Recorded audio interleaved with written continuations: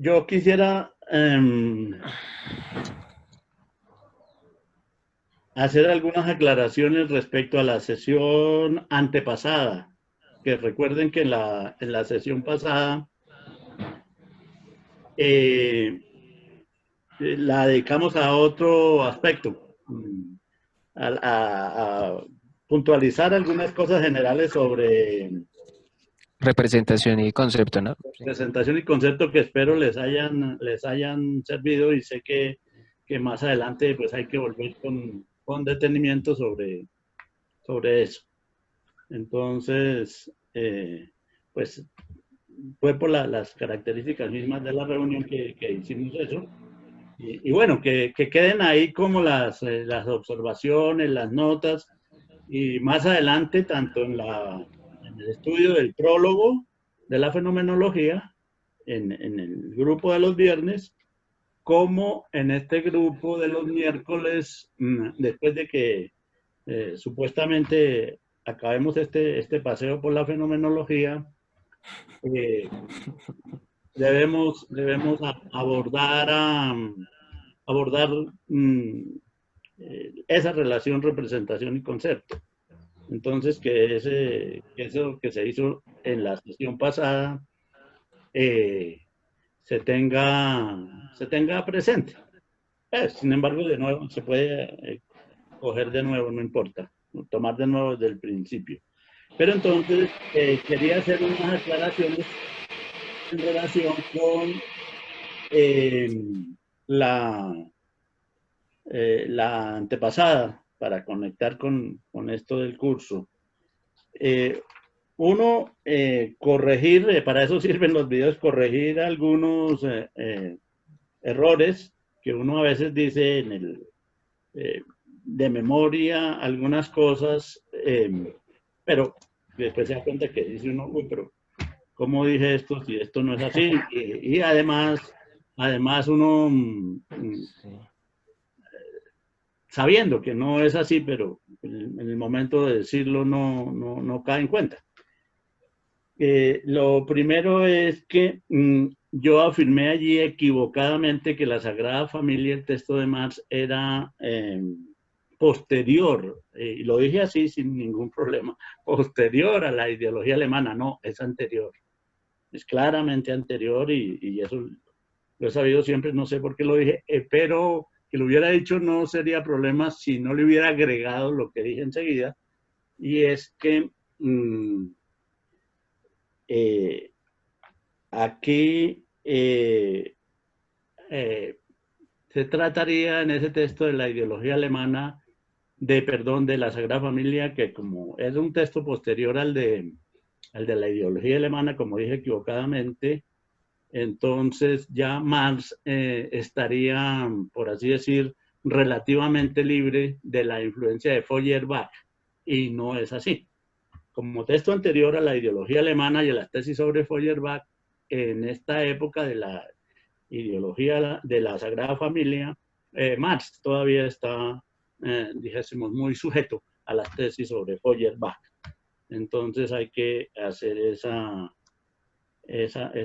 primera aclaración. Un lapsus también cometido en esa reunión antepasada es que señalé que la religión en la fenomenología estaba incluida dentro del saber absoluto, ¿no? Y es simplemente un capítulo anterior, eh, anterior al capítulo sobre el saber absoluto en la fenomenología. Es que después uno a veces se le cruzan los cables. Después es cuando Hegel organiza eh, la noción de espíritu en espíritu subjetivo, espíritu objetivo y espíritu absoluto. Y dentro del espíritu absoluto sí obviamente está la religión, pero la fenomenología no había hecho todavía esa aclaración, esa división de esa manera, de tal forma que la religión representa un capítulo aparte que está después del espíritu, sigue la religión y después el saber absoluto. En la división posterior ya es más claro, ¿no? Y cuando en estas sesiones lleguemos allá, pues se aclarará precisamente que en la fenomenología el arte, hay que tenerlo presente, el arte figura incluido dentro de la religión, precisamente bajo la denominación de religión artística, y que solo después de Hegel, a ver, varios años después, y seguramente debido a la influencia que tuvo en la Universidad de Heidelberg, cambió su visión sobre el arte, Hegel, y le dio un espacio especial, particular. Entonces también es algo que habría que corregir. Una cosa que mencioné así, muy general, y quisiera incluso que ustedes me ayudaran a saber si hubo confusión o no. En algún momento dije que la razón obraba en la historia. Y es así, efectivamente. Pero a algunos les puede dar la idea, esa es una duda que tengo yo y ustedes me la pueden ayudar a resolver, porque si a ustedes les da la idea, a otras personas con más veras les puede dar esa idea de que cuando uno dice que la razón obra en la historia o el espíritu obra en la historia, la gente se puede hacer a la idea de que la razón es algo que existe al margen de la historia, o el espíritu es algo que existe al margen de la historia y viene y actúa en la historia. No sé, algunos, o sea, hipostasian, algunos pueden hipostasiar la razón como algo que existe en sí por sí, o al espíritu como algo que existe en sí por sí, y eso no es así. Pero entonces cuando uno dice la razón obra en la historia, el espíritu obra en la historia, alguien se puede hacer esa idea equivocada. Entonces no sé si ustedes, por ejemplo, en algún momento les ha pasado por la mente refiriéndose a esto, refiriéndose sí, a estas cuestiones, creer eso, interpretarlo de esa manera, no sé. ¿Ustedes qué dicen al respecto? ¿O no tienen problema con eso? Pues creo que en la sesión del viernes, hace como 15 días, yo no estuve, pero miré la grabación y creo que ese era el mismo asunto que se estaba abordando al inicio. Es que puede generar confusión ese término, ¿no? Es un término que el de espíritu, por ejemplo, eh, así como el de la razón, puede tener, digamos, en nuestro contexto hispánico, vínculos propios con la religión, ¿no? Es decir, casi como si usted dice espíritu, mire hacia arriba, ¿no? Mira al cielo y el espíritu, ¿no? Y pues dentro de la perspectiva de Hegel, eso no sería propiamente lo que está en ese concepto, ¿no? Lo que está ahí en esa definición. Eso por un lado, y por el otro es porque quizás ya lo había planteado Kant con relación a cómo la habíamos mencionado también en algún momento, la tradición como premoderna se filtra, por decirlo así, en las formas de expresión que, digamos, lo llamaríamos presuntamente modernas, y en la que esos conceptos como que tienen una sustancialidad, ¿no? Pero creo que el llamado de atención quizá que hace el profesor es considerar que estos conceptos pues son construcciones de la sociedad, ¿no? Del individuo, y no propiamente cosas en sí mismas, como se creía en la premodernidad, ¿no? Sí, claro. Sí, no sé si alguien tiene también esa misma opinión o alguno otro de ustedes o tenía la contraria, ¿no? O sea, pues entonces damos eso por aclarado, pero a mí a veces me queda sonando. Bueno, ese es otro aspecto que quería señalar en relación con esa sesión y sobre todo que lo necesitamos ahorita para hoy mismo para seguir con la noción de espíritu.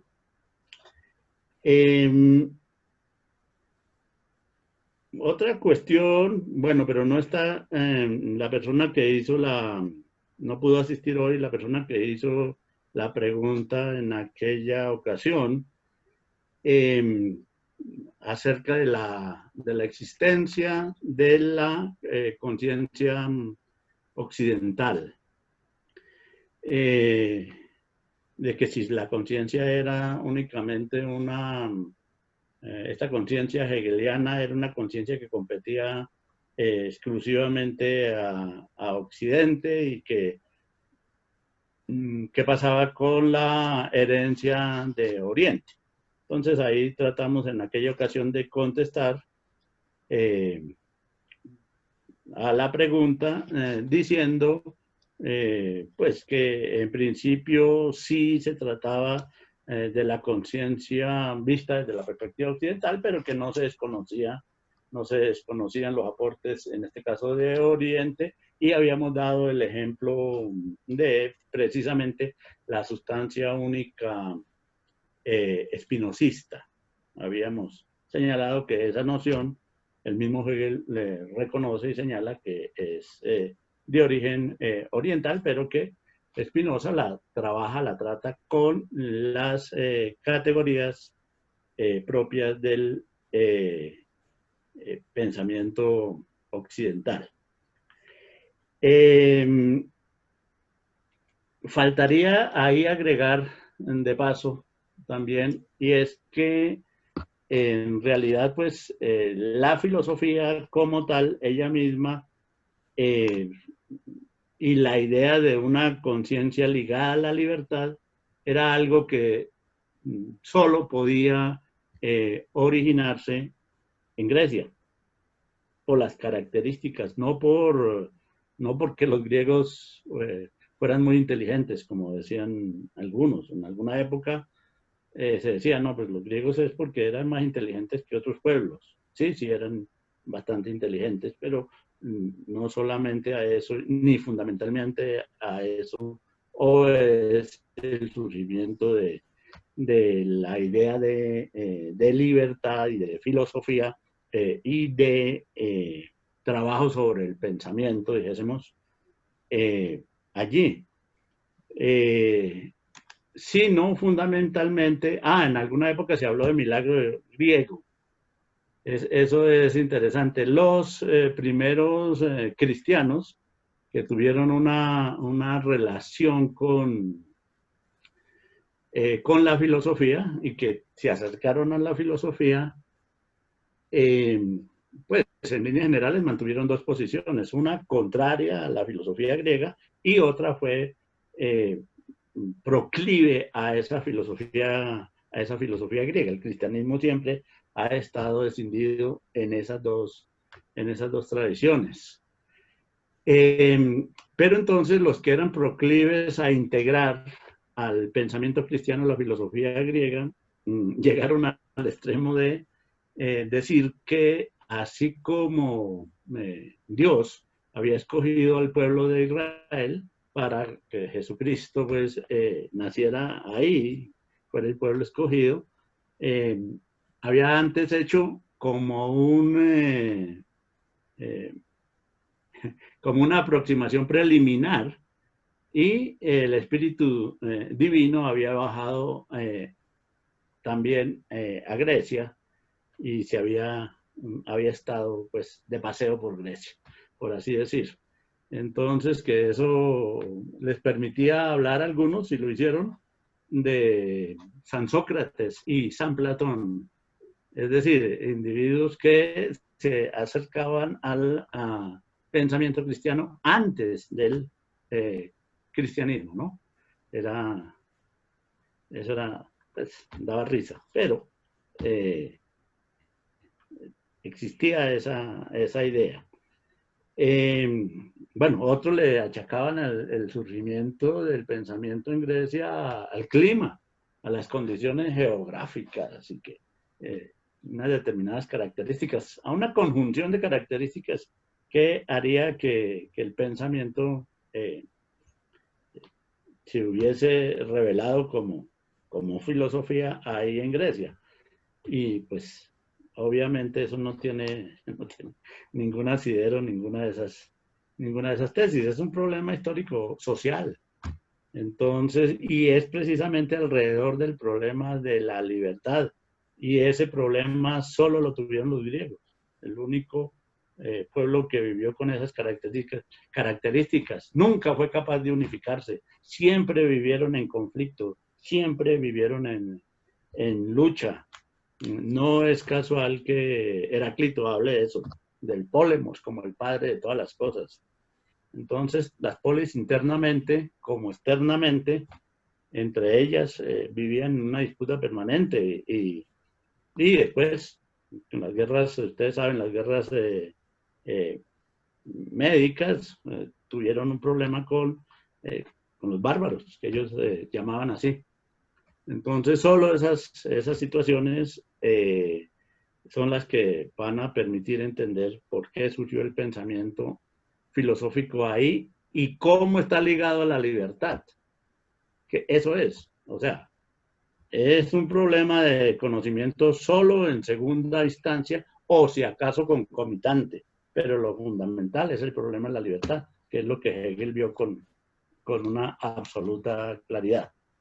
Entonces, quería también hacer esa aclaración, pues así, dicha ligeramente, en función de esa pregunta que se hizo en la sesión antepasada. Bueno, y finalmente, podríamos decir dos cosas como conclusión de esa sesión. Por supuesto, ya que estamos a propósito del espíritu. Que solo porque, hay que señalamos en esa sesión, en qué insistimos, en que el espíritu es praxis.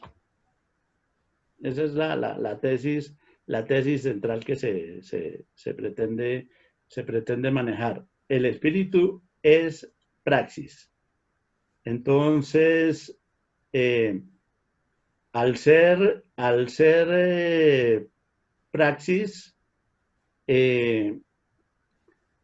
pues excluye, como ustedes acaban de señalar, como acaba de señalar Andrés, pues toda otra posibilidad de pensar en un ente hipostasiado, con esencia propia, fuera de la actividad histórica de los hombres. Entonces, la praxis lo es todo, entendiendo también que la conciencia es una forma de esa praxis, un tipo de praxis. Eso es lo que es evidentemente esa conciencia. Y habíamos señalado eso. Y a mí me interesa que eso quede claro porque si ahora, no porque pueda decir yo que sea así, sino que es la interpretación que yo podría sostener al respecto. No le vería sentido a Hegel, ningún sentido a Hegel si fuera otra cosa. Ahora, si no llega a ser así, pues no sé, no perdería Hegel todo interés para mí. No, es porque veo que es así que se me hace interesante y pues no solo interesante, sino absolutamente decisivo para entender el mundo. Es el pensador que permite entender el mundo, la marcha del mundo de la mejor manera, ¿no?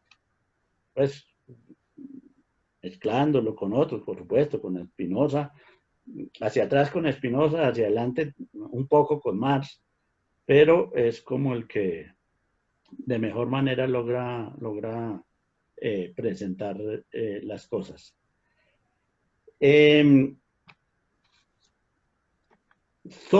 Entonces una primera conclusión es que solo porque el espíritu es praxis podía y efectivamente pudo llegar a ser una realidad histórica presente en la vida de los hombres. O sea, los hombres, gracias a que el espíritu es praxis, los hombres, a través de la misma praxis, pudieron llegar a reconocer al espíritu en esa praxis. Entonces, del resto no, del resto habría que esperar una revelación de carácter divino para que le diga a uno cuál es la esencia de lo existente, de lo que es. Una revelación divina. O qué sé yo, o lo otro sería convertirlo en un problema de conocimiento. Pero cualquiera sabe que el conocimiento como tal es infinito y nunca se va a agotar, y de manera que lo que se sabe hoy, lo que se supo ayer no es lo que se sabe hoy, pero lo que se sabe hoy tampoco es lo último y no será lo que se va a saber mañana, ¿no? Y ni siquiera podemos anticipar, por más ciencia ficción que hagamos, podemos anticipar los niveles, clases, contenidos del conocimiento del futuro. Entonces, no habría nada que hacer sino no, la filosofía no tendría mayor cosa que hacer al respecto, sino decir cada generación o cada cierto periodo del tiempo la humanidad verá cómo se las arregla. En parte eso es cierto, pero por otros motivos diferentes a los que tengan que ver exclusivamente con el conocimiento. Ahora, el otro aspecto que habría que decir antes de abordar la temática del espíritu acá es que esa existencia histórica del espíritu, tal como la concibe Hegel, en verdad consiste en que, según él mismo lo muestra, se trata de un proceso de conciliación y armonización de las distintas formas de alienación y extrañamiento que existen en el mundo, y las consecuentes contradicciones mediante las cuales se desarrolla eso existente. O sea, el reconocimiento de que en el desarrollo del mundo hay una serie de fenómenos de alienación, de extrañamiento, de contradicciones que han de ser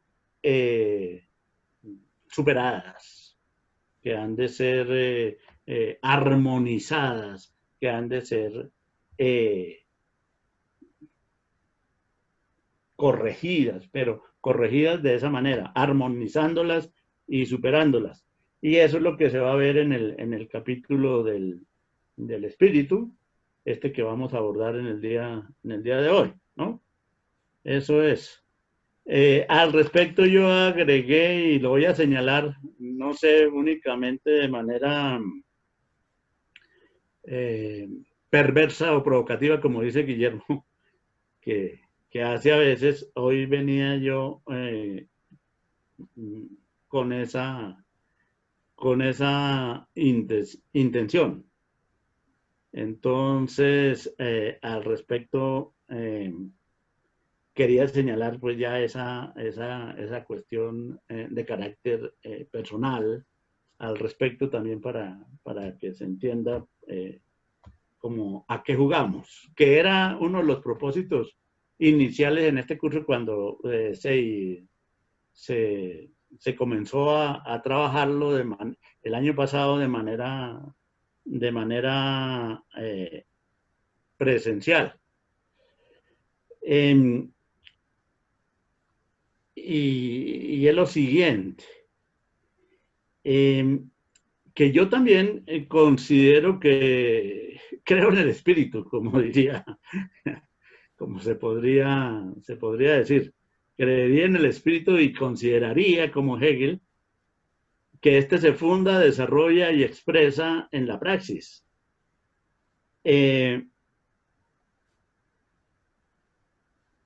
Lo creo por eso. Y también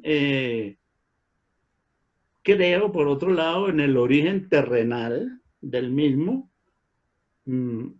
también aleatorio.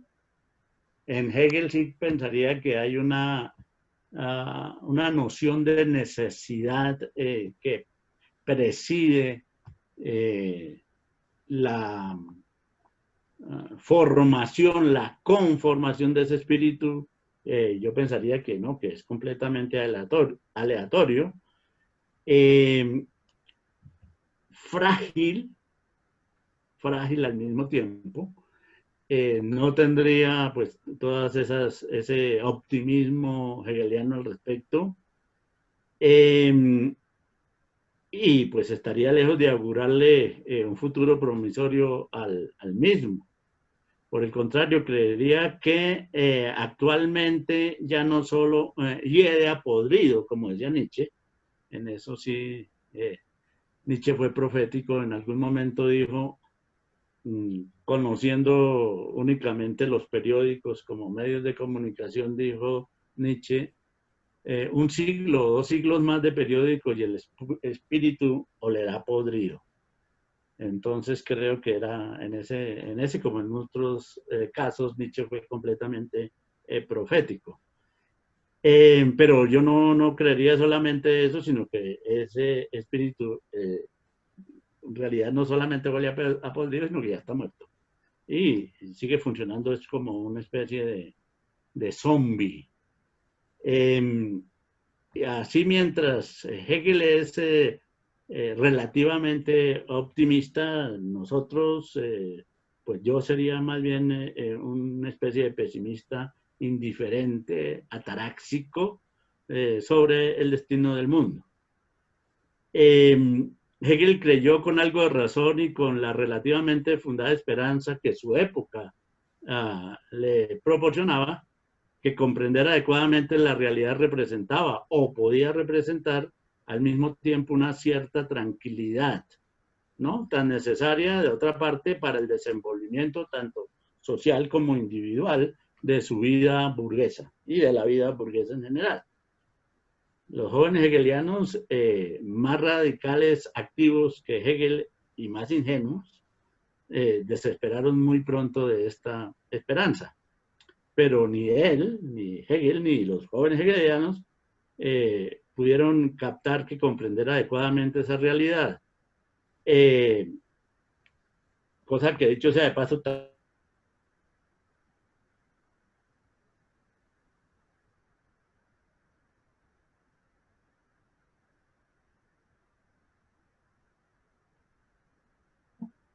y los otros porque a ese peso de la tradición le agregaron eh, una ingenua y utópica levedad a esa tradición.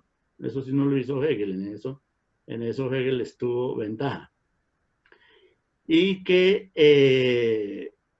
gracias a eso no captaron que el desarrollo de estas cosas podría conducirlos directamente a consecuencias y conclusiones diametralmente opuestas a las que tanto Hegel como los jóvenes hegelianos obtuvieron, que eran optimistas, relativamente optimistas, y las conclusiones más bien serían las contrarias, ¿no?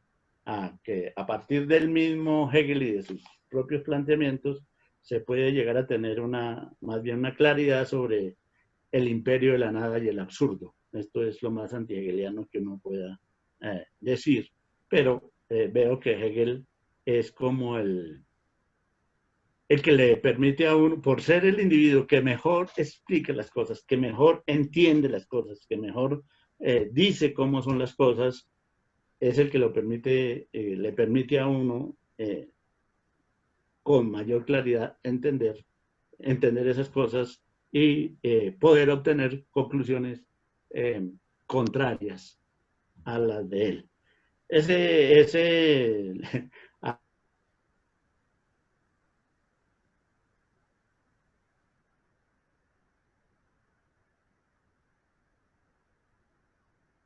a los que han seguido el curso desde el comienzo saben que lo único que estoy haciendo aquí es reiterando el motivo general del curso.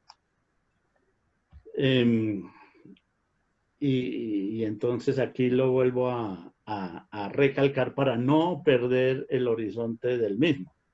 Este no es un curso, esta es la diferencia con el trabajo que hacemos en el prólogo, ¿no?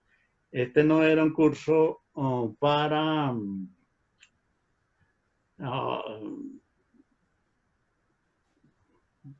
buscar adeptos o prosélitos de Hegel, sino todo lo contrario, pero con el respeto que Hegel se merece, ¿no? Con el respeto que Hegel se merece, con el tratamiento serio que hay que hacer sobre Hegel para obtener conclusiones contrarias a las de Hegel. Que me parece que por eso solo por eso, nomás es interesante Hegel. Bueno, dicho eso, no sé si tengan alguna duda en este momento al respecto. O si no, pues seguimos nosotros con nuestro Hegel, tratando tratando en el fondo de aplicar un consejo que dio Hegel, que cuando se quiere rebatir algo hay que apuntarle al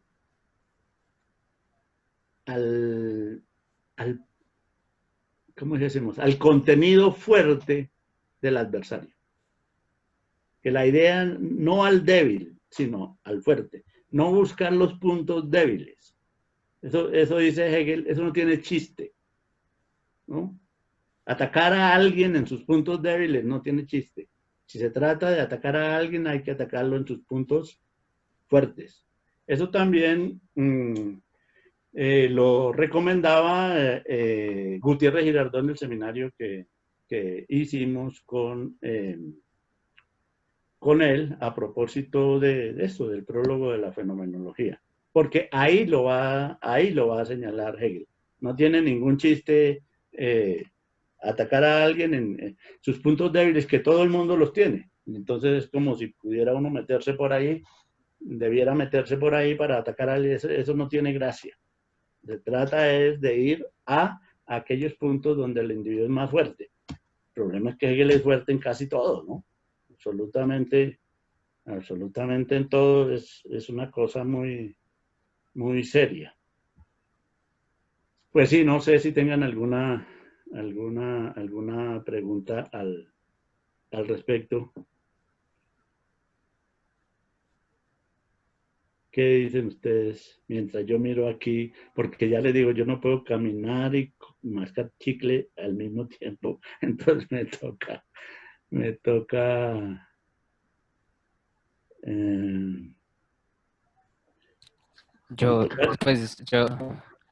no sé si hay alguien, bueno, si uno quisiera atacar a Hegel, ¿por dónde lo atacaría el profe? No, le genera a uno el problema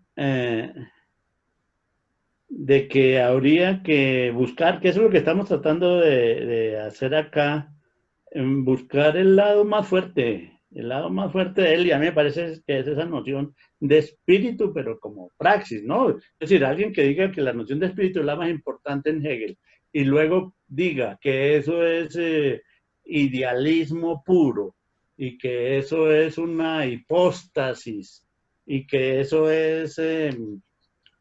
o haga lo que hizo Feuerbach o lo que hizo Marx también, no le hacen mella a Hegel. Entonces, porque no le reconocen o hacen unas interpretaciones que, que no le reconocen lo fundamental. Bueno, a su manera Feuerbach, a su manera Marx, eh, reconocen aspectos muy importantes en ellos, en él. En el caso de Marx, cuando Marx dice en los manuscritos del 44 que lo de Hegel es importantísimo porque es el primero que reconoce la importancia también del trabajo y de la formación histórica de los individuos, pues ahí está reconociendo como uno de los puntos más fuertes de Hegel. Ahora, la posición de él siempre fue ambigua en relación con Hegel.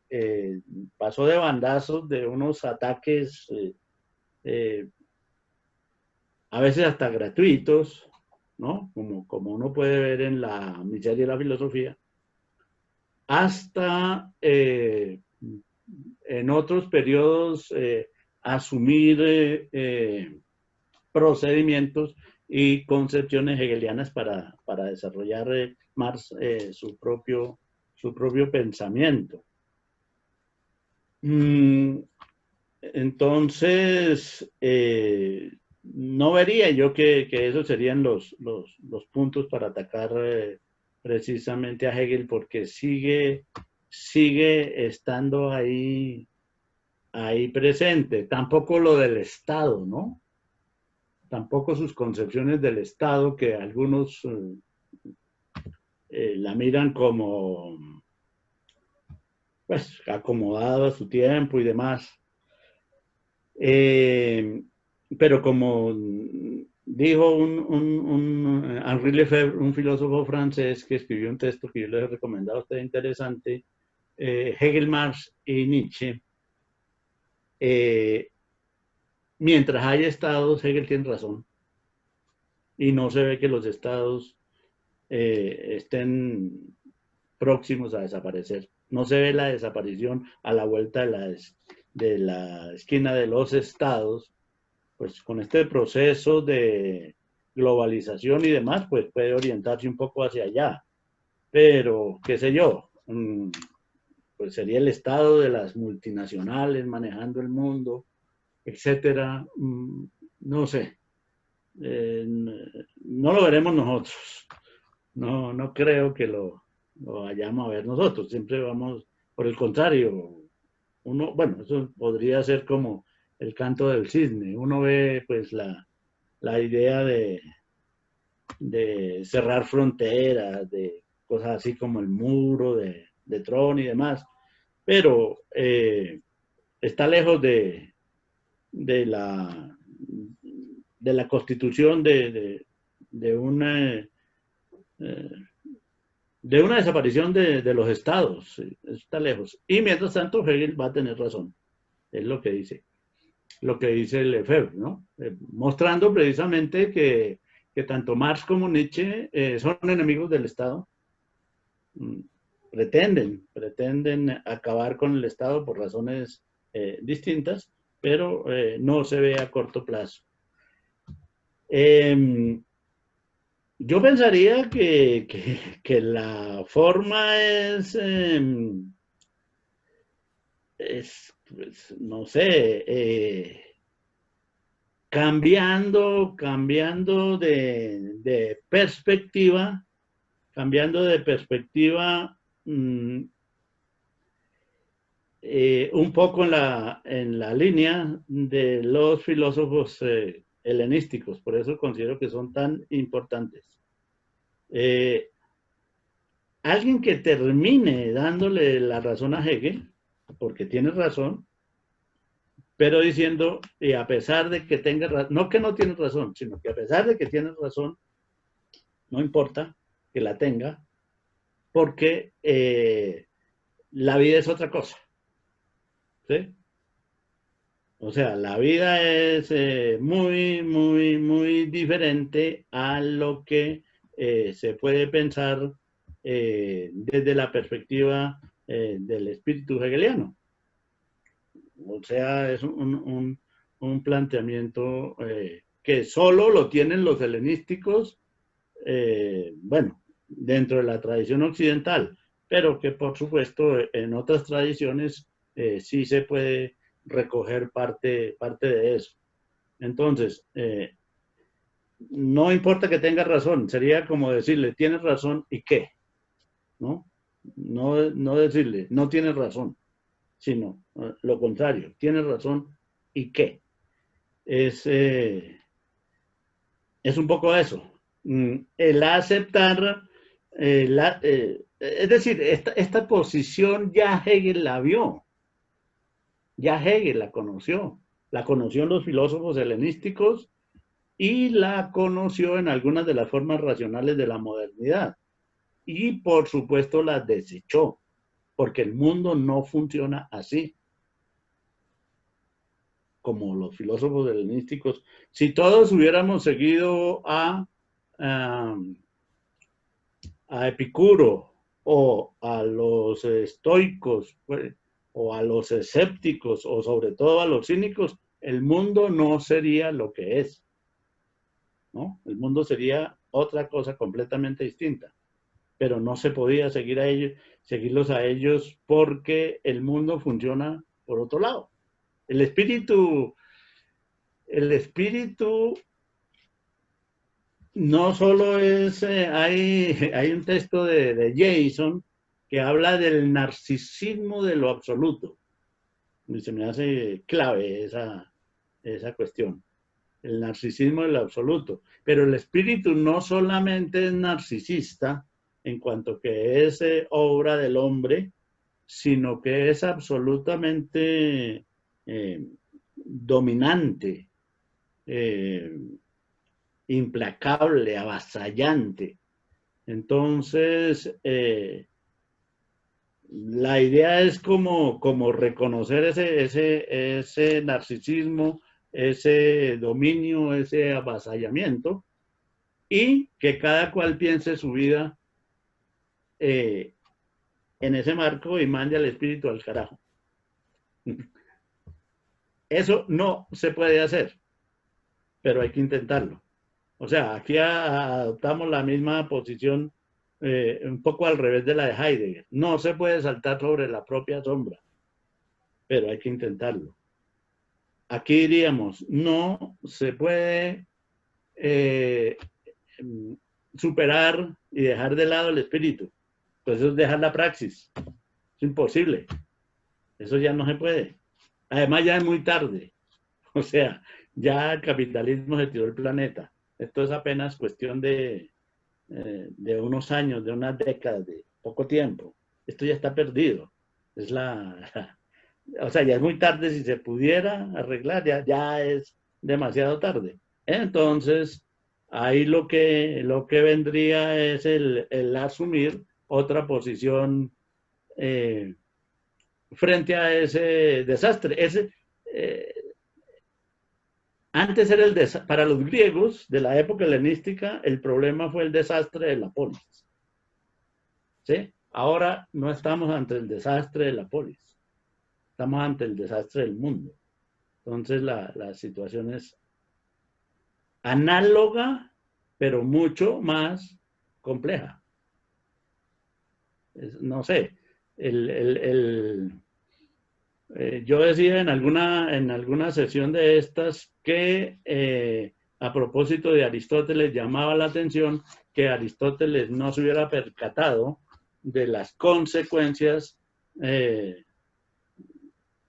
las conquistas, de la labor, del trabajo que hizo su discípulo Alejandro, ¿no? Que Aristóteles siguió pensando como Platón y como los pensadores griegos anteriores. Siguió pensando en función de la polis, cuando la polis hasta ahí fue. Alejandro acabó con eso. Alejandro cambió el mundo antiguo. Y si faltara poco, después Roma lo hizo, ¿no? Lo cambió por completo. Entonces, pero lo interesante es que Aristóteles, se dice, no se dio cuenta. Los filósofos helenísticos, sí, estoicos, cínicos, epicúreos, escépticos, todos ellos captaron lo que no captó Aristóteles. A ellos ya la polis les importó un carajo.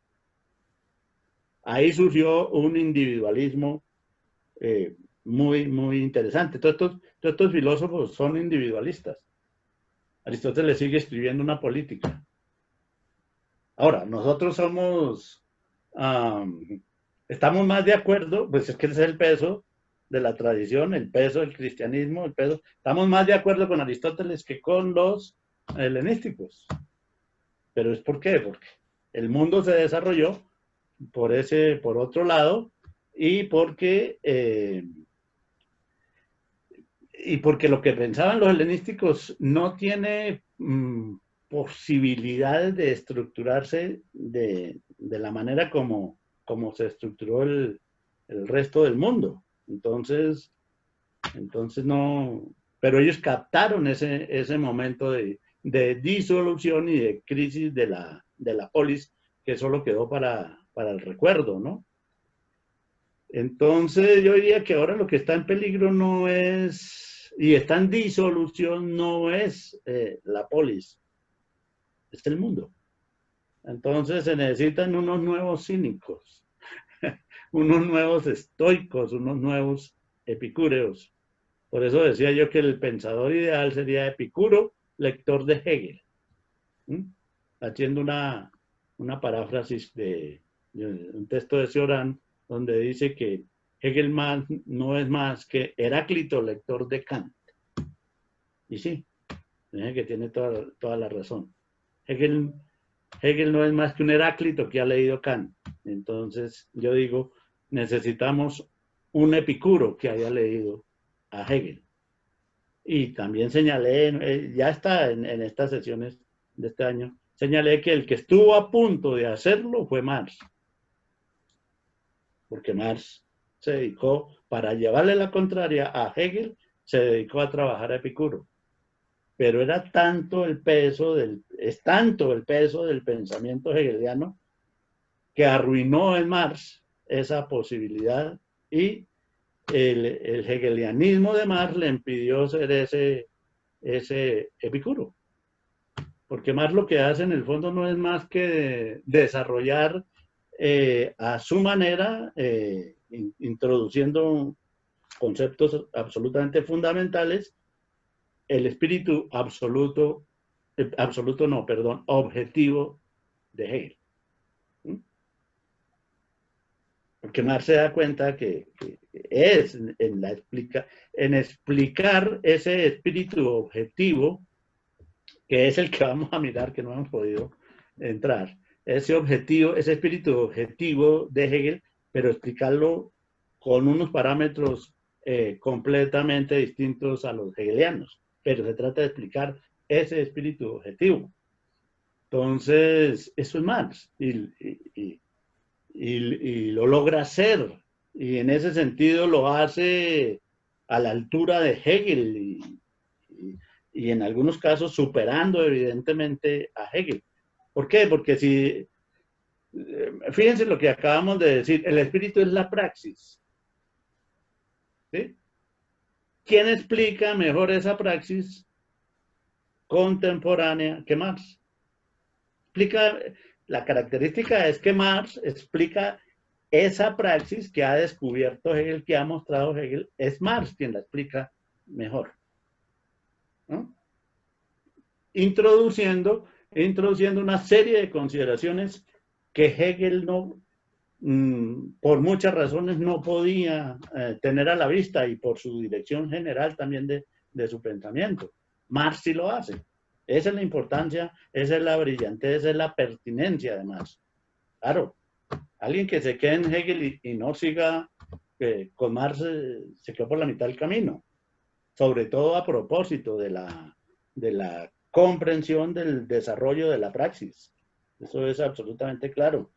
Aquí la praxis en Hegel va a estar explicada eh, en función de un saber de la totalidad. En cambio, en Marx esa praxis va a estar explicada desde sí misma. Eso es absolutamente clave y eso diferencia a Marx de Hegel y da una ventaja, le da una ventaja seria comparativamente hablando a Marx sobre Hegel a propósito de eso. Pero es solo esa partecita.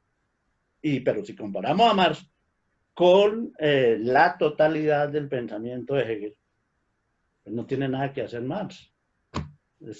Lo tiene que hacer y es superior, por así decir, en una partecita del pensamiento hegeliano, pero una partecita decisiva.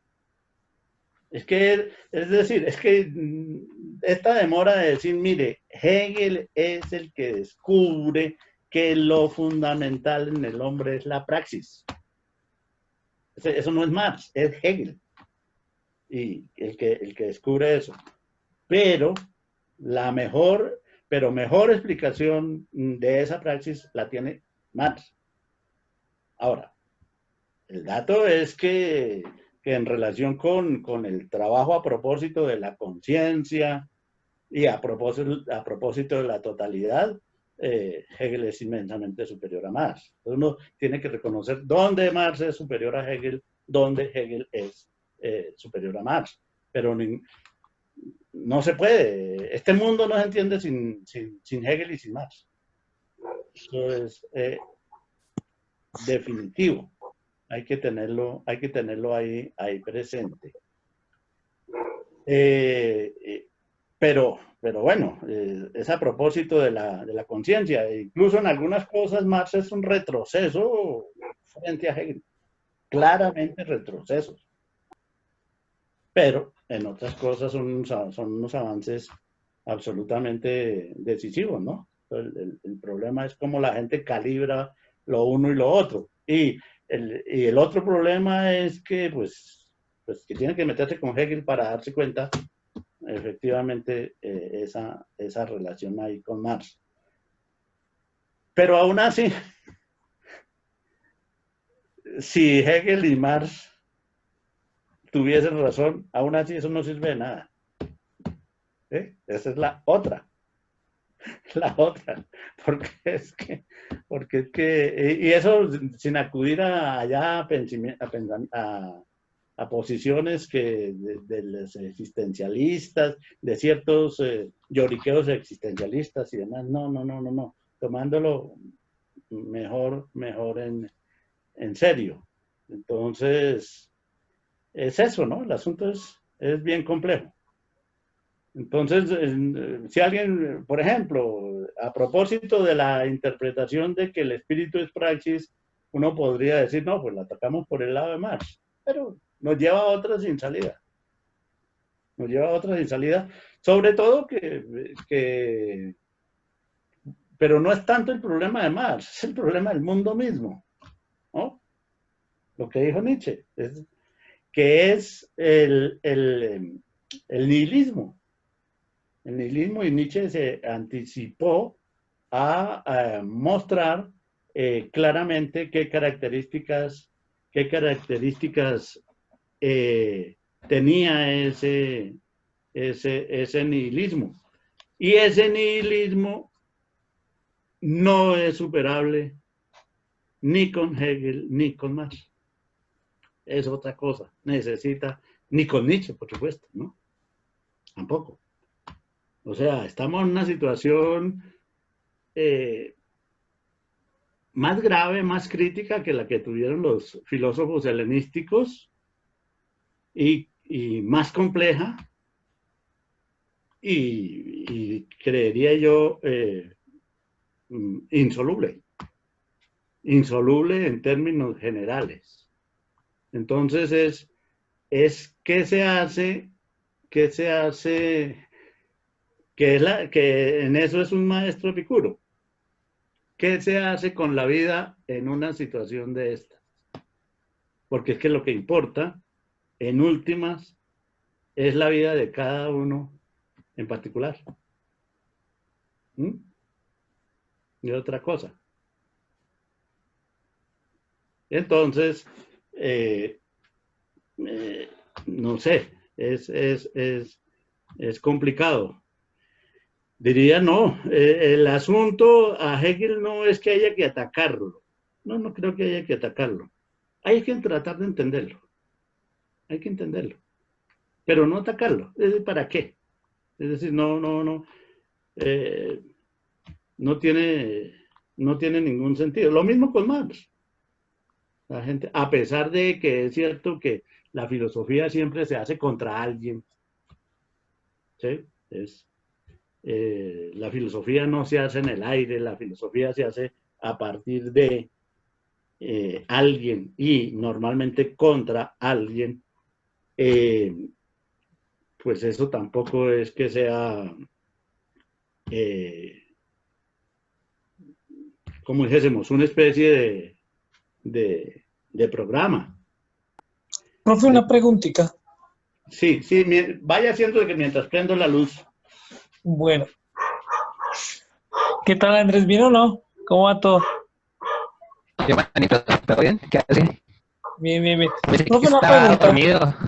No, estaba poniendo cuidado porque es que la cosa es muy interesante. Como hacen Profe, los una pregunta. estudiantes. Entonces, pero bueno, realmente la mayoría no sé, de críticas que sean, no sé, a Hegel, ¿cierto? Que sean al mismo Marx, siempre es intentando buscar las partes débiles porque nunca se entendió que la crítica se debe hacer sobre la parte dura del autor, sobre las cosas de que más tiene razón para poder desbaratarlas, ¿cierto? Y poder construir sobre ellas nuevas cosas, ¿verdad? Sí. Y en ese mismo concepto, por ejemplo, ¿cómo sería, no sé, cuáles serían, por ejemplo, las debilidades de que todo el mundo le pueda achacar a Hegel, ¿cierto? Porque, pues bueno, a Marx hay un montón de cosas que dicen de Marx, pero a Hegel, ¿cuáles serían esas como esas dificultades o esas partes de que tiene como débiles que se fue desde siempre intentaron atacar? Varias, pero muchas son inventadas. Es que ahí hay muchas cosas. Se le puede atacar y la gente lo ha hecho de innumerables formas. Vuelvo y digo, muchas de esas son ficticias y no son ciertas. Basta algunas aclaraciones para darse cuenta de que no es así. Por ejemplo, de ser el filósofo oficial del Estado prusiano, ¿cierto? De ser un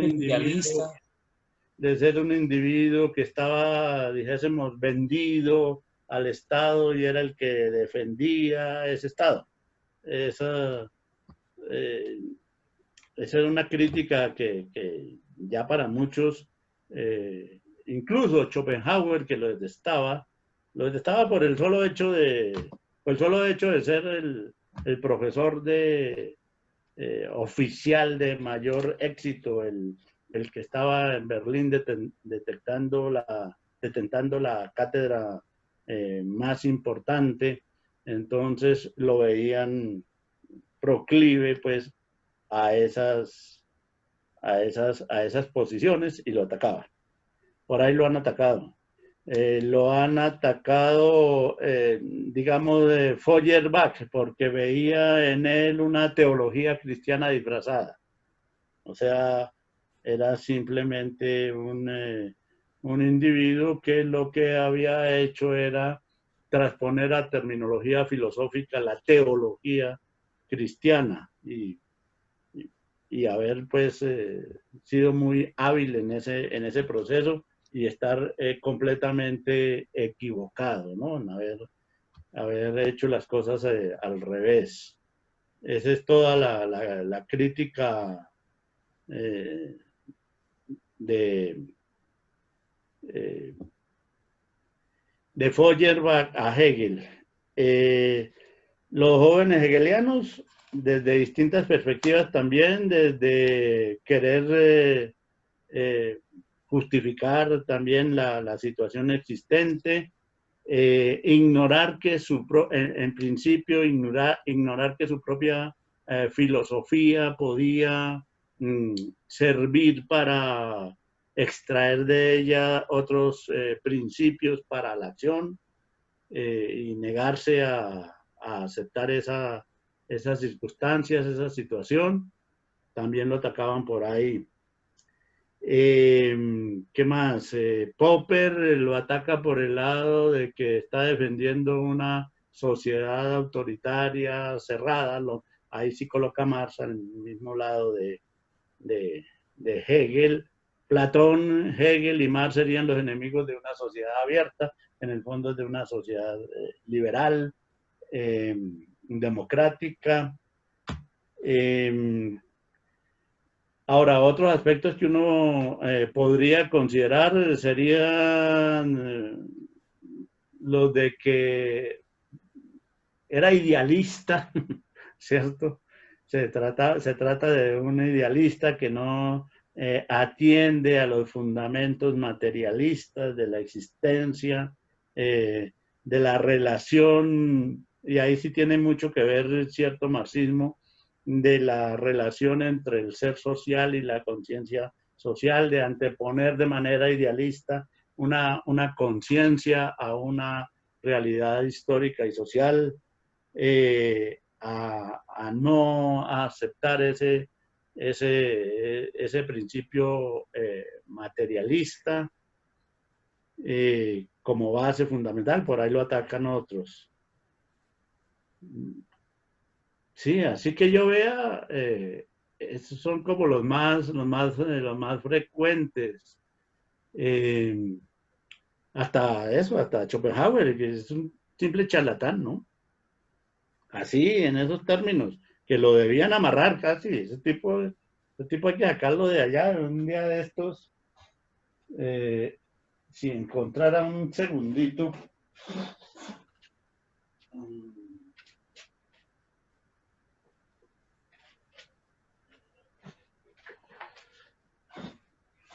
Si yo encontrara por acá, hacia la carrera,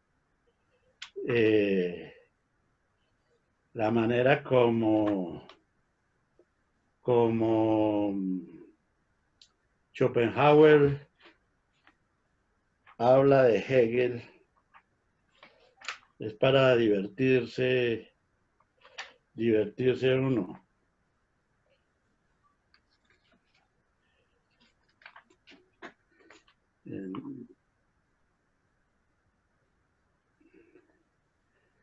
Está hablando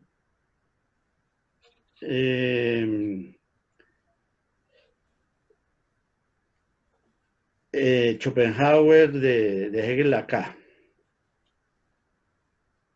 Se ha introducido en la filosofía alemana, pónganle cuidado, en lugar de nociones claras y de investigaciones emprendidas lealmente, la intuición intelectual y el pensamiento absoluto. Aquí él va contra Schelling y Hegel, contra los dos al mismo tiempo, los lleva en los cachos, pero miren lo que dice: engañar, aturdir, alucinar, acudir a juegos de manos para cegar al lector, ha llegado a ser el método universal, y a la atención que examina las cosas ha sucedido la intención que las prejuzga. Con este conjunto de maniobras, la filosofía, si aún se le puede dar ese nombre, ha tenido que ir cayendo gradualmente cada vez más hasta alcanzar el último grado de envilecimiento en la persona de la criatura ministerial llamada Hegel. Ese hombre, para aniquilar de nuevo la libertad de pensamiento conquistada por Kant, se atrevió a transformar la filosofía, hija de la razón, madre futura de la verdad, en instrumento de intrigas de gobierno, del oscurantismo, del jesuitismo protestante, pero para disimular el oprobio y para asegurar más el embrutecimiento de las inteligencias. arrojó sobre ella el velo de la verbosidad más hueca y del galimatías más estúpido que se haya podido oír fuera de los manicomios. ¿Mm? O sea, sigo. Al conceder a Fichte el calificativo de hombre de talento, lo he colocado muy por encima de Hegel. Contra este he pronunciado categóricamente una condena no calificada, porque de ese hombre tengo la convicción de que no solo carece de toda clase de mérito como filósofo, sino que ha ejercido en la filosofía y literatura alemanas influencia soberanamente funesta, embrutecedora y hasta pestilencial. Y todo hombre capaz de pensar y de juzgar por sí mismo debe combatirlo en todas las ocasiones de la manera más enérgica. Si nos callamos, ¿quién hablará? Si una liga de periodistas conjurados para glorificar el mal,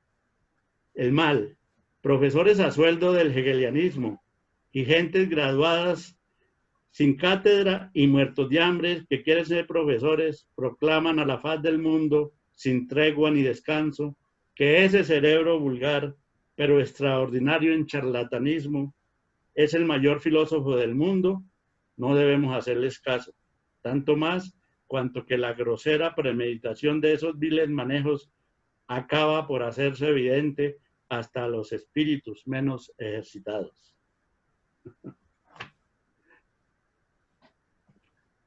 Salto otro pedazo. He de decir, por tanto, que la supuesta filosofía de Hegel es una estafa colosal, que ofrecerá a la posteridad un tema inagotable de burlas a costa de nuestra época.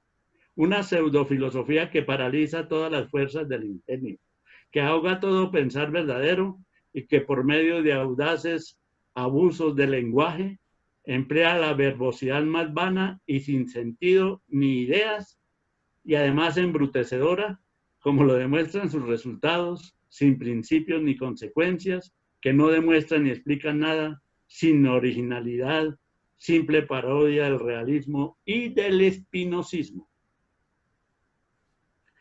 Diré también con razón que ese sumus philosophus ha garrapateado sandeces como nadie, hasta el punto que quien pueda leer su obra más estimada, La fenomenología del espíritu, sin creerse en una casa de locos, en semejante casa debería estar. ¿Ven lo que les dice Schopenhauer a ustedes que pretenden leer la fenomenología? Bueno, Andrés, ya se lo dijeron en la tesis, ¿no? Me convenció. Yo creo que esta va a ser la última reunión a la que vengo.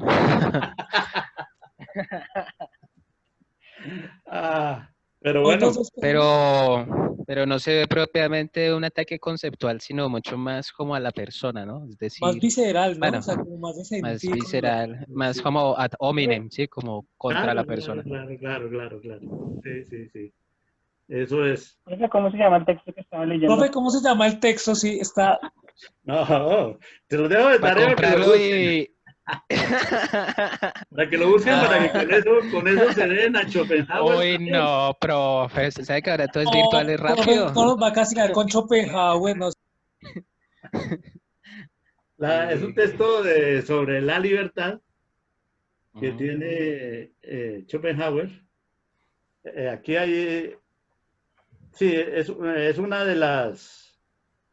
Él escribió 2 textos sobre la libertad, pues por supuesto para decir que no hay libertad, ¿no? Él es el filósofo de la libertad. Schopenhauer pues, va a negar la existencia de la libertad. Eso lo leí aquí en este texto. La libertad. ¿Lo ven? ¿Sí? Sí. Nunca lo había visto antes, la verdad, ese título. Entonces, no, y hay otras andanadas por ahí en otros lados, ¿no? Charlatán, mejor dicho, el que lee la fenomenología, si no está en una casa de locos, debería estar. Entonces, sí. En Bogotá habrá una. Yo quería preguntar, yo pienso, no preguntar, sino comentar que la mejor forma de atacar a un autor es no leyéndolo, ¿no? No leyéndolo y digamos, hablando desde ciertas opiniones, pero sin coger una página si quiere, ¿no? Esa es como cierta moda de ataque. Sí, sí, es una tradición, la peor forma. Pues, por supuesto, a ver, es que yo les digo, miren, a mí me interesa sacar resultados distintos a los de Hegel, contrarios a los de Hegel, pero hay que hacerlo a partir de él y tratando de entender. Sin él no se puede, no se puede, no se puede. Entonces, no es por molestar. Ahora, pues, pueda que sea una forma de perder el tiempo. Bueno, pero ¿para qué sin...? No, pero es que es mejor ver cómo realmente son las cosas, y el que explica cómo realmente son las cosas, más que cualquier otro, es Hegel. Vuelvo y digo, algunos aspectos los explica mejor, otros, sí, claro, pero tomados de ahí, pero visto en su conjunto, en mi opinión, ninguno lo hace como él. Entonces lo hace absolutamente necesario, indispensable. Y sobre todo que al lado de él se aprenden cantidad de cosas. Es impresionante. Entonces, no, pues uno puede asumir la posición de pues, Schopenhauer, pues, también otro genio de esa cuestión, ¿no? Pero uno sabe que ahí no tiene razón en eso que acaba de decir, ¿no? Por más fuerza que le ponga, por más adjetivos que utilice, no. ¿No? Y uno no niega que algunos planteamientos de Schopenhauer son brillantes, son interesantes. Y que en el fondo, a propósito de la libertad, él puede tener razón. Schopenhauer. Manera, no hay libertad. No es posible, no existe esa cosa. Pero la manera como Hegel trabaja la libertad sí le explica a uno que el mundo se ha desarrollado en función de esa libertad. Ahora, si está desarrollando en función de una quimera, ese es otro problema. Pero yo no por eso tengo que atacarlo. No tengo que atacarlo. Cuando el tipo dice la historia es el desarrollo del mundo hacia la libertad y le muestra cómo es, y uno dice, sí, listo, correcto, y lo está haciendo bien. Entonces el otro va a decir, todo el que habla sobre la libertad es un charlatán, es un mentiroso, ¿y qué es lo que dice? A Schelling también se le va encima a todos ellos, ¿no? Entonces, dice sí uno, pero ¿qué sentido tiene, no? ¿Qué sentido? Porque escribe oscuro, porque la enreda y todas esas cosas. El otro es el maestro de escribir claro, ¿no? Alguien decía por ahí que uno de los problemas que uno tiene con Schopenhauer es que el tipo dice las cosas más claro que lo que uno puede decir. Es decir, que es un problema para los profesores de filosofía, porque el profesor de filosofía normalmente tiene que ponerse a explicarle a otro lo que el filósofo dice, y que eso no tiene ningún sentido en Schopenhauer, porque cualquier explicación que haga uno de Schopenhauer es peor que la que Schopenhauer hace de su propia filosofía, dado que escribe tan claro y tan bien, ¿no? Entonces, con Schopenhauer uno no puede ponerse a explicarle a los otros qué es lo que quiere decir, porque él lo dice mejor que uno. Entonces, con Schopenhauer no, Schopenhauer se lo explica mejor que uno. Lo que yo pueda hacer para explicar a Schopenhauer es, tenga la plena seguridad que él se lo explica a usted mejor que yo. Pero coja Kant, coja Hegel, entonces uno es, mire, aquí lo que Kant quiere decir, aquí lo que Hegel quiere decir es esto y esto. En eso se la pasa uno, ¿no? Entonces alguien decía con razón, no, con Schopenhauer es perder el tiempo. Todo lo que usted diga se tira lo que el hombre dice, entonces, él lo escribe claro. La frase esa que les decía, la honradez, la claridad es la honradez del filósofo. Una frase de Schopenhauer. Si no es claro es porque es mentiroso, es porque oculta, es porque se va con todo eso, ¿no? Tiene que ser absolutamente claro. Eso. Entonces, bueno, miren los ataques a Hegel desde dónde vienen, ¿no? Desde ahí y demás. Pero no, eso no le hace mella. Pues sí, hay gente que se va a sentir más afín a Schopenhauer, no niega. Esto también es cuestión de ethos, cuestión de temperamento, cuestión de patos, diría Nietzsche. No se identifica más con unos que con otros. Pero sin Hegel no se puede. ¿Alguna inquietud? Porque tampoco pudimos hoy acceder al capítulo del espíritu, pero ahí vamos dándole vueltas. Yo tenía precisamente esa, de pronto quizá como pregunta de lo que mencionábamos ahora, ¿no? De que el desconocimiento pues puede ser un ataque fatal para un autor. Y mirando el capítulo del espíritu, pues eso se ve que es así, ¿no? Porque no es una cosa idealista o puesta por allá en el aire, sino que tiene que ver con análisis de conceptos como el pueblo, la familia, en la antigua Grecia, ¿no?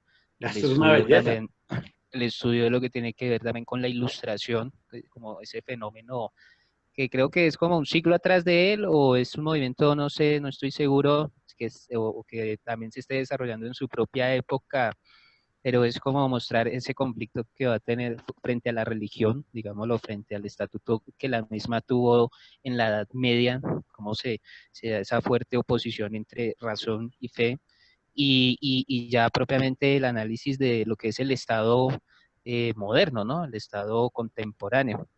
Entonces, esas discusiones no son de angelitos ni de ideas abstractas, sino que tiene que ver con una producción social, ¿no?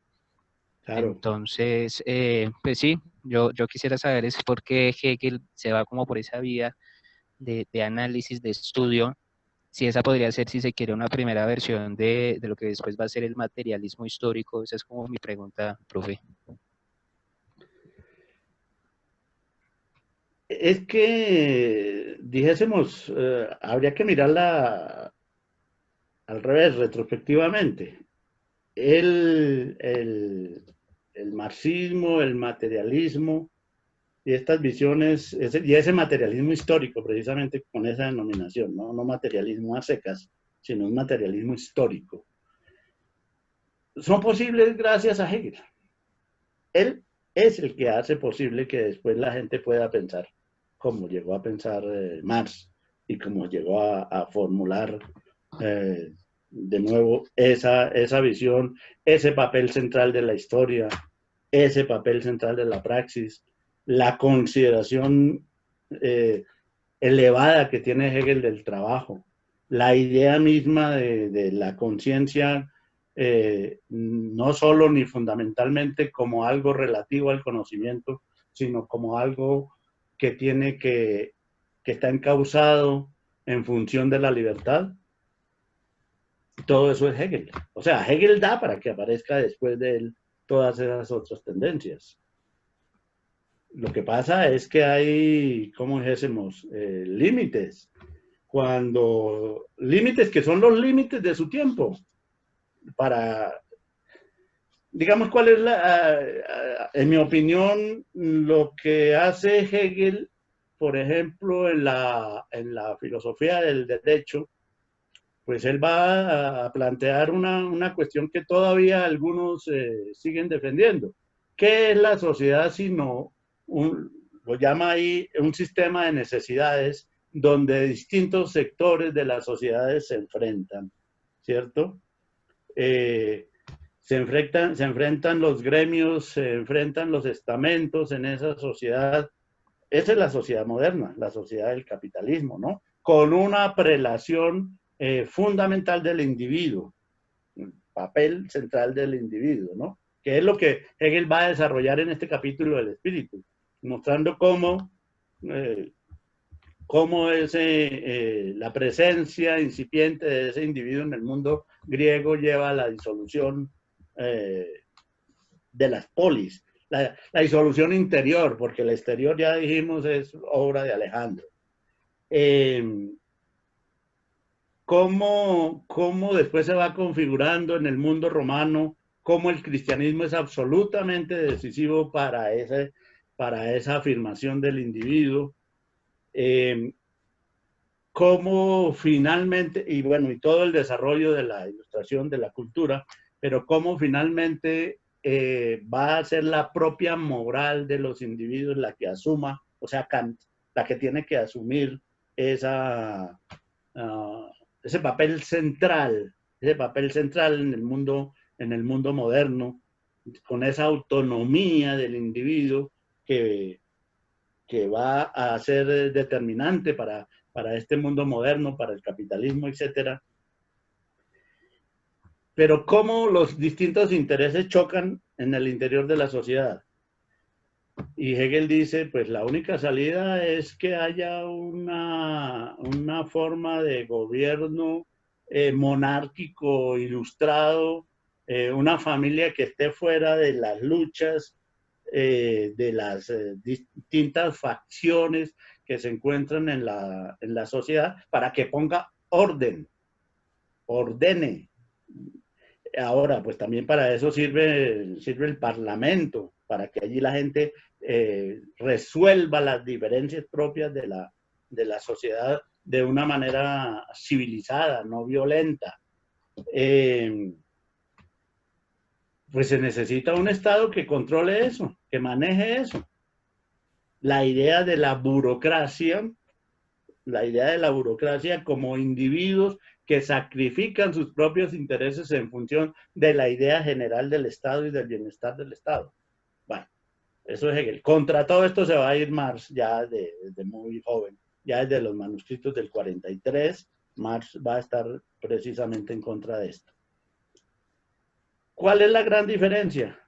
Pues que Marx se da cuenta de que nunca en esas condiciones va a haber un Estado que efectivamente logre regular como debe ser esos conflictos, porque el Estado no es más, como dice en el manifiesto del Partido Comunista, que una clase, ¿cierto? Que una institución que maneja con Los burgueses. los intereses de la burguesía. O sea, es un instrumento en manos de una de las clases de la sociedad.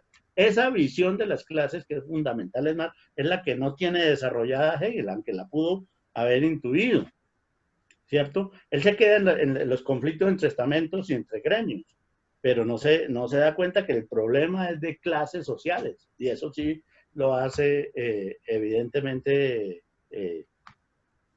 Marx, claro. Pero es que y de ahí se vienen esos desarrollos, pues son desarrollos originales, dijésemos, o muy interesantes, que están, ¿cómo dijésemos?, incubados ya en el pensamiento de Hegel. Pero yo creo que se necesitaba más tiempo, que pasara más tiempo, que Hegel, aunque Hegel, Lukács tiene un libro muy interesante mostrando el joven Hegel y los problemas de la sociedad capitalista, mostrando que Hegel conocía la economía de su tiempo, que era un estudioso de la economía también. Entonces, pero no logra captar y desarrollar ese conflicto fundamental entre las clases. Pues lo que pasa es que uno no, ¿cómo dijésemos? Eso está sujeto a su tiempo, necesitaba que hubiese todo un desarrollo en la sociedad y demás para que, empezando, que no hubiera vivido en Alemania. Es decir, ¿cierto? ¿Por qué? Porque Alemania era lo más atrasado, donde esas clases, donde no era evidente que se pudiera captar esa noción de clase, como si la tenían los ingleses o la tenían los franceses.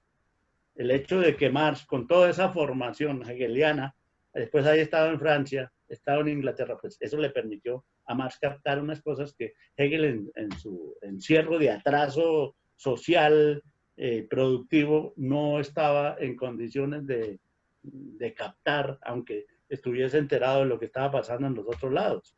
Entonces, no creo que se le pueda, digamos, reprochar o pedir a Hegel que, ¿por qué no es Hegel el creador del materialismo histórico? Y sí lo fue Marx. Pero es que hay que decir que Marx lo pudo hacer porque antes hubo un Hegel, y que precisamente lo interesante es que Marx enfoca sus baterías en muchas ocasiones pues contra Hegel, ¿no?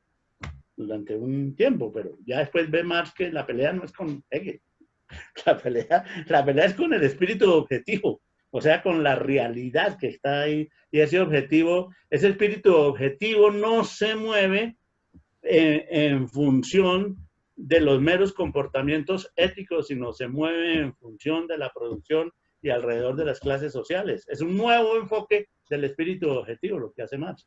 Es decir, digamos, la gran habilidad de Marx es ver que ese espíritu objetivo tiene otro motor, pero u otras características, que el problema del trabajo que Hegel lo reconoce y lo enuncia, el trabajo no está todavía bien considerado por Hegel históricamente, es decir, lo menciona, está ahí, pero no le mira para utilizar una terminología hegeliana, no mira las determinaciones del problema del trabajo, que es lo que va a hacer Marx. Entonces, dijésemos que en Marx habría más bien una fenomenología del trabajo, ¿sí?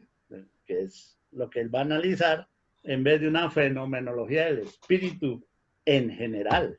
Entonces hay sí un cambio de perspectiva, pero todo eso existió gracias a Hegel. O sea, no se le puede reclamar, como uno no le puede reclamar a pues a Kant, que no sea Hegel, ni a Spinoza, que no sea, sí, porque cada cual está, algo que descubrió Hegel, y fue Hegel el que lo captó, que la filosofía es el pensamiento de su propia época, que no se puede ir más allá. Entonces, de su propia época, hasta de ponerla en conceptos. Y nada de futuro, sino explicar lo que ha sido y lo que es. No más, intentar eso. El futuro es, Hegel rechazaría eso. Lo interesante que uno ya ve en otros es que tratan de hacer una proyección hacia el futuro de un poco de cosas y pues ahí ya aparece la posibilidad, en términos de probabilidades, más de descalabros que de aciertos, ¿no? A no ser que se logre ver cosas así, con tener lo que Nietzsche llamaba el olfato para decir, par de siglos y pasa esto, y más o menos, y listo, pero eso es muy excepcional también, ¿no? Y a cambio de eso también hay muchas falencias en otros lados. Eso. Bueno, quizá para rematar, para que quede, como tenga algún sentido con la sesión de hoy, y no hago más que reiterar cosas que ya he señalado, que señalé en las sesiones presenciales del curso, también para que se entienda, o si no parece una locura, es que, pues por lo menos la caracterización que yo tengo de este tiempo es que básicamente son tres los elementos que la definen. Uno de esos elementos y que es como el de base, el operativo, el del espíritu, llamémoslo así, en su motor interno, es claramente la reificación. O sea, la noción de reificación o cosificación, que es una noción que procede del marxismo y que se ha desarrollado fundamentalmente por Lukács y que esperaría otro tipo de desarrollos. Pero este mundo, perdón, este mundo moderno, este mundo contemporáneo es el mundo de la reificación. O sea, todos estamos instrumentalizados por el capitalismo. No hay nadie en ningún lado que esté fuera ya de ese... mire, actualmente podríamos decir el capitalismo es el espíritu. Y en ese sentido tiene razón Adorno. El espíritu está podrido. ¿Sí? Porque es el capitalismo. Porque ¿cuál es la praxis del mundo? La capitalista. ¿Cuál es la conciencia del mundo? Las que el capitalismo genere porque lo benefician. O sea, Hegel descubre ese espíritu Marx trabaja con ese espíritu, pero el espíritu es el capitalismo. Eso no es otra cosa. O sea, aquí hasta el espíritu suena bien hasta ahí, pero ¿cuál es el espíritu? Capitalismo. No, y cada vez más poderoso, cada vez más potente, llevando a la humanidad hacia el abismo. Lo cual pues no tiene nada de... Profe, nada, una pregunta. lo cual no tiene problema. Es así. Digamos que no nos guste es otra cosa, pero eso no tiene problema. Es ahí. Esa es una, la reificación. Dos, el nihilismo. El nihilismo, eso es Nietzsche anunciando estos tiempos. O sea, teóricamente en estos momentos no hay nada de qué agarrarse. No hay teoría válida. Ninguna. Ni Hegel, ni Marx, ni Nietzsche. ¿No? ¿Sí? No. Bueno, alguien llega, bueno, vamos a admitirla para despedirnos. El nihilismo, porque eso está claro, no se le encuentra justificación a esto por ningún lado, no hay, esto no tiene sentido, eso está claro, eso lo vio muy bien Nietzsche y lo planteó claramente. Lo que pasa es que la salida de Nietzsche, la salida que propone Nietzsche a ese nihilismo tampoco funciona. No va a funcionar. Zaratustra no es la salida de eso, no hay salida. Zaratustra contra el capitalismo, nada que hacer. La gana el capitalismo, eso lo sabía Hegel, ¿no? Eso no hay caso. Entonces Hegel pues es un contrapeso de muchas ilusiones. Y finalmente el narcisismo. El narcisismo porque el teocentrismo fue reemplazado por el antropocentrismo. Ya el hombre se convirtió en el ombligo del mundo y ahí le dio por creerse más de lo que es. Y mire a dónde nos lleva ese narcisismo. Pues no, casi yo diría que ni perjudicial es hasta una de las formas de ser de nuestro tiempo. Aparte de esas tres características, el resto es miseria, ¿cierto? El resto, aparte de esas tres características que lo engloban todo, el resto es miseria. O sea, una situación insostenible desde el punto de vista económico, humano, etcétera. Entonces, es cuando uno se pregunta, ¿y Hegel qué puede hacer eso? No, nada, explicarnos cómo son las cosas. Marx, ¿qué? No, también explicar cómo son esas cosas. Entonces, y todos somos una partecita del engranaje de esa reificación. Incluso en los momentos en que nos creemos más libres, no. Esa libertad no es posible. En eso tienen razón Spinoza, tiene razón Schopenhauer, tiene razón Nietzsche. No hay ahí. Uno puede creerse libre, pero leía yo por ahí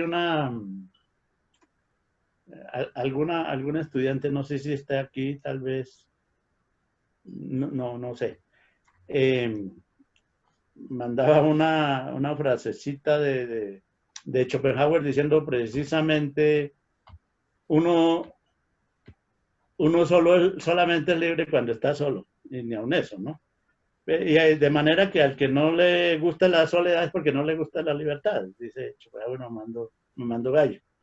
Entonces, pero ni siquiera cuando está solo, porque basta mirar a Spinoza, cuando yo estoy solo y estoy pensando, yo no estoy pensando, esas no son mis ideas. Y ya con Descartes deberíamos saber que el 99.99% de las ideas que uno tiene no son de uno, vienen de afuera. Muchos se las encontró con los sentidos, o las encontró en los libros, o las encontró en otro lado, o sea, y aquí repito algo que toda la vida lo he dicho siguiendo un poco a Nietzsche, además que uno no piensa lo que quiere, sino lo que puede. Entonces, ¿y qué es lo que puede? Pues lo que le permite a uno el sistema, por así decir, pensar, incluso lo más libertario que en determinado momento pueda aparecer, está al servicio de ese sistema. El capitalismo es tan hábil que logra eso. Pues logra que la gente, el sueño, el ideal de cualquier oscurantismo, que la gente no lea, por ejemplo, pero no prohibiendo los libros, sino botándole millones de cosas allá, millones de libros, y eso hace que la gente, ya uno no sabe qué leer, porque es esto y aquello, y lee esto, pero necesito esto, entonces ahí se la pasa y no logra reflexionar sobre lo que lee, por ejemplo. Somos una máquina, una pieza en una maquinaria productiva del capitalismo, no hay, y no hay escapatoria, no hay escapatoria a eso. Eso son buenas intenciones, buenas ilusiones, todo lo que ustedes quieran, pero nada. Eso ya es muy tarde. Es como lo que decía Nietzsche, ¿no? Es como una cascada que ya cae y no se puede volver. Lo que hay que esperar es el el golpe abajo, pero lo que como es todavía hay bastante, es decir, a algunos nos va la vida cayendo ahí en ese vacío. Y teoría no hay, no hay, no hay una que pueda decir esta es. Y eso se me hace hasta bueno, ¿no? Hasta interesante. Pues es un reto para el pensamiento. Un reto perdido, pero un reto, ¿no? Es lo que se hace ahí. Y lo otro, pues es la manera de ser en esas circunstancias. En medio del nihilismo, en medio de la reificación, a la gente le ha quedado como opción la noción de narcisismo.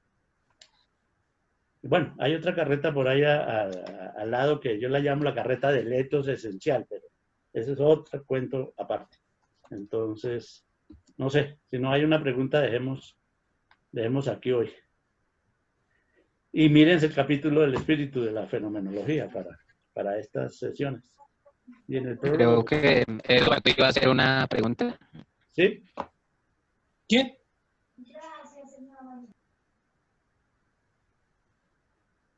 ¿Hay alguien que quiera preguntar algo? Bueno, entonces... No, yo algo muy breve, profe, sobre ese fenómeno del narcisismo, ¿de qué autor trabaja el tema o eso de dónde surge?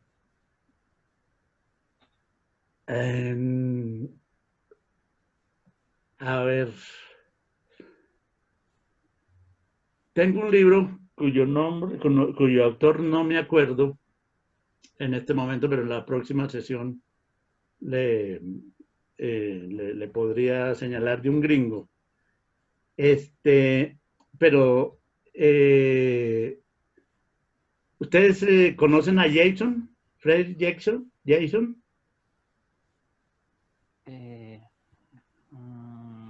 También creo que es estadounidense o Sí, no. Jameson, Jameson, sí, Frederick Jameson, algo así. sí, Sí. exacto. Pues no es que él trabaje eso como tal, porque incluso hasta en uno de sus libros se pronuncia contra el autor que yo les quiero mencionar que tiene un libro. Dice, no, sobre el narcisismo se podían decir cosas mucho más interesantes de las que dice este autor en ese libro. Pero, a ver, Jameson tiene toda una serie de trabajos sobre la posmodernidad. Uno de los textos de este curso,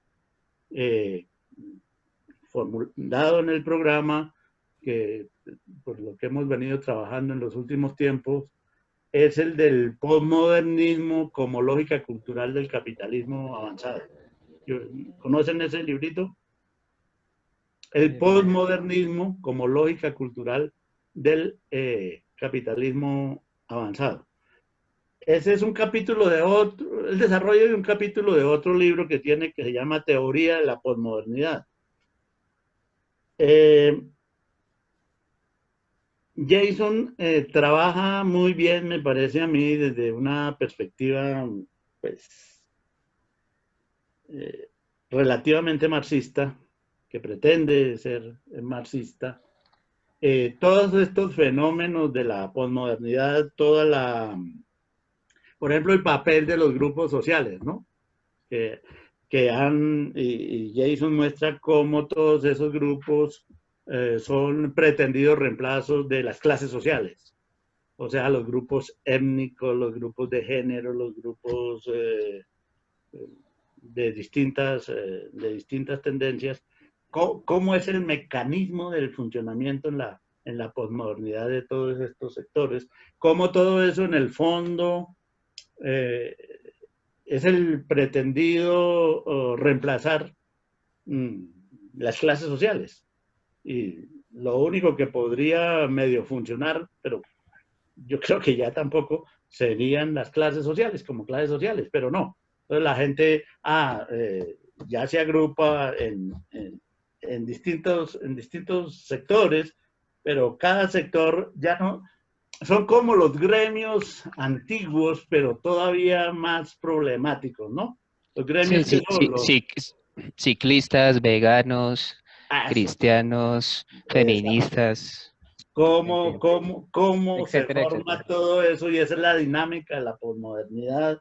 Y en eso tienen a la gente absolutamente entretenida. Las clases sociales ya no existen. Es el mérito del capitalismo es eso, ¿no? Ahora, que todos esos grupos son formas de desarrollo del capitalismo. Eso no tiene...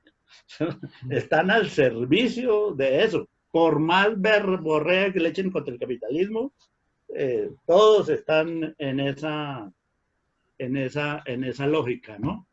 Entonces hay unos análisis interesantes de Jason al respecto. No sé, en el capítulo voy a mirarlo para la próxima sesión, puede ser en 15 días, podríamos decir algo. Mirar el capítulo sobre el narcisismo del absoluto, es del libro que él tiene sobre Hegel, que las variaciones sobre la fenomenología del espíritu, le dedica un capítulo con ese título al narcisismo del absoluto.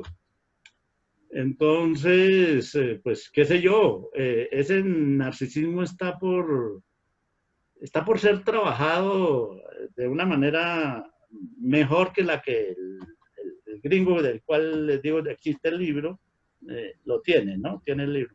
Pero como dice Jason, se pueden decir muchas cosas más y mejores acerca de esa problemática. Yo creería que Jason podría ayudar, aunque no es específicamente, lo único que he visto en él es esta noción del narcisismo del absoluto, que podría ayudar a pensar esa problemática. Pero entonces dos cosas ahí que me quedan a mí como tarea. Recordar yo tengo el texto del señor sobre el narcisismo y miraría lo del narcisismo del absoluto, que es una especie de crítica a Hegel, para ver cómo se podría articular alguna cosa de esas. Pero bueno, de ahí de todas formas digo que esa es un efecto. O sea, para hablarlo en términos espinosistas no importa mucho porque es un efecto, pero sí es una característica identificable, por más efecto que sea. ¿Sí? Debajo de eso, o sea, como causas de ese efecto, sí estarían la reificación, que es una temática completamente marxista, la reificación y el nihilismo, que es una temática nietzscheana. Entonces, esos dos son fenómenos de base en esta época, claro, por supuesto la reificación se monta toda sobre la estructura del capitalismo, ¿no? Y el texto básico para eso, para comenzar, es el texto de Lukács al respecto, ¿no? El que está en Historia y Conciencia de Clases, sobre la reificación y la conciencia del proletariado, donde se explica. Lo que pasa es que Lukács fue optimista, optimista, y la historia ha mostrado que no, que el asunto no ha sido así. Y la temática del nihilismo, que sí es claramente nietzscheana, le sirven, y yo creo que ambos se apoyan sobre la estructura, en eso tienen razón más, son resultados superestructurales, llamémoslo así, si se quiere, de las estructuras de producción capitalista. ¿Y quién las va a cambiar? Si la gente ya no quiere cambiar eso, la gente organizada en grupos lo que quiere es participar más de la tajada que permite el desarrollo del capitalismo, ¿no? O sea, posicionarse más en el marco del sistema capitalista, no acabar con el sistema capitalista. Porque no hay alternativa a la vista en el horizonte, ¿no? Acerca de eso. Entonces, son problemas que se pueden mirar más adelante. Bueno, por ahora, debemos así, me comprometo a buscar el nombre del tipo sobre el narcisismo y mirarlo del narcisismo en lo absoluto en Jason. Eso. Listo. Bueno, buena tarde aquí. Aquí no es sino salir, ¿cierto?